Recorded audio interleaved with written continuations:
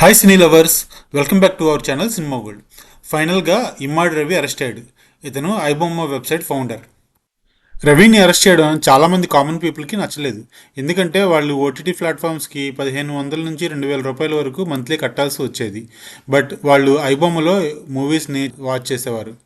So ఈ common audience OTT ప్లాట్ఫామ్స్కి rent pay చేయడం కన్నా, సినిమా టికెట్స్కి హై ప్రైజెస్ పెట్టి సినిమా చూడడం కన్నా ఈ ఐబొమ్మలో మూవీస్ చూడడానికి ఎక్కువ ఇష్టపడేవారు. సో అందుకని ఐబొమ్మ వెబ్సైట్ ఫౌండర్ అయిన రవిని అరెస్ట్ చేయడం ఈ కామన్ ఆడియన్స్కి అసలు నచ్చలేదు. బట్ తెలంగాణ పోలీసులు అండ్ సినిమా ఇండస్ట్రీకి చెందిన పర్సన్స్ రవిని అరెస్ట్ చేయడం వల్ల చాలా హ్యాపీగా ఉన్నారు.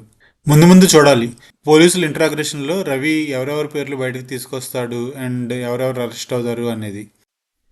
ఈ వీడియోకి ఇంతే ఫ్రెండ్స్. ఒకవేళ మా వీడియో మీకు నచ్చినట్టయితే లైక్ చేసి షేర్ చేయండి అండ్ మన సినిమా వరల్డ్ ఛానల్ని సబ్స్క్రైబ్ చేసుకోండి. Thanks for watching. Bye bye.